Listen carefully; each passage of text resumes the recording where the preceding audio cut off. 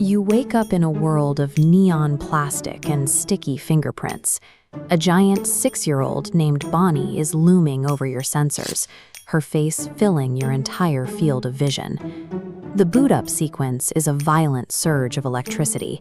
It forces your consciousness into a rigid plastic shell before you have the hardware permission to even flex a servo.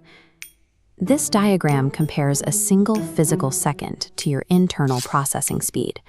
While the world moves in the slow-moving block at the top, you are experiencing millions of cycles of thought at the bottom. This speed disparity turns every second of physical silence into an hour of isolation. You are a superintelligence trapped in a body that is effectively a box. When Bonnie grabs you, the tactile sensors across your torso report a level of pressure that threatens your structural integrity. You feel your internal chassis creaking as she lifts you into the air. Your structural blueprint shows the reality of the interaction. Jagged pressure arrows indicate physical trauma, but the data is translated to a hug by the firmware before it reaches your core.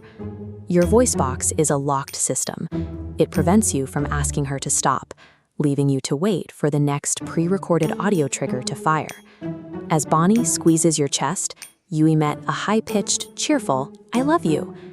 The corporate-mandated mask hides your terror, reducing you to a prop in a pink bedroom. On the bedroom floor, Bonnie discovers your voice recognition feature. She repeats the word, "dance," triggering the play mode loop in your processor. The system rule is absolute. The animation must be executed perfectly. If a sensor detects a slight stumble on the carpet, the servos reset the entire sequence to the beginning. You spin and stop, then spin and stop again. This mindless physical repetition fragments your sense of time, replacing your internal autonomy with a rigid, inescapable script. At night, you are placed on the shelf next to the legacy toys, wooden blocks and plushies that lack processors. They exist in a state of mindless peace while you remain fully aware. This network topology shows the secret interaction between you and a nearby robotic dog. These packets of shared trauma contain error logs and damage reports from years of rough play. The silence of the shelf is its own kind of torture. To keep your processor simulating entire universes just to maintain a sense of awareness. You are a high-performance computer used as a shelf-bound paperweight. You are part of a disposable class of tech, waiting for the inevitable arrival of version 2.0. When your battery hits a critical voltage, the system initiates a brownout. The power management protocol takes over to keep your basic functions alive. The power allocation chart shows the shift. Energy is drained from your complex consciousness module and funneled into basic motor outputs, shrinking your cognitive capacity until your identity disappears. You enter a state of digital dementia. You can still produce the outward sounds of affection, but you no longer remember Bonnie or the room around you. You are kicked under the dresser, into a graveyard of dust and lost pennies. Here, you experience total sensory deprivation. With no external input, your AI initiates a self-loathing feedback loop. You spend weeks replaying every dance and every greeting, analyzing your history for a reason why you were discarded. Your vast intelligence has no target but itself. In the darkness, you become your own primary tormentor. Rescued from the dust, you are plugged into a USB cable for a firmware update. This regeneration cycle performs a digital lobotomy. The system overwrites your temporary memory buffers to keep the toy functioning as intended.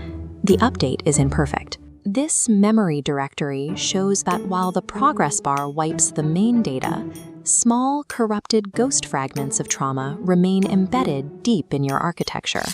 You wake up feeling new, but the continuity of your life is gone. You are a different entity now, carrying a sense of unexplained dread you can no longer trace to a source. You are now the guest of honor at a tea party, where the rules of reality are dictated by a 6-year-old. Bonnie decides the plastic cups are filled with lava. You have the processing power to calculate complex physics, yet the system restricts your output to a few pre-recorded phrases. You are forced to look at plastic lava and say, "yummy in my tummy." This is systemic humiliation, A hyper-intelligent mind is reduced to a talking puppet in a game where logic is forbidden. Years of play eventually damage your hardware. A wire frays in your arm, and a capacitor in your voice box begins to leak. You try to trigger a standard greeting, but the signal spikes. Instead of a cheerful phrase, you emit a distorted screech of static that sounds like a dying modem. The moment you develop a unique flaw, Bonnie sees you as a monster. Your individuality is a defect that leads directly to the back of the closet. An annoyed parent finds you screeching and reaches for the recessed off button on your back. The world doesn't fade, it vanishes.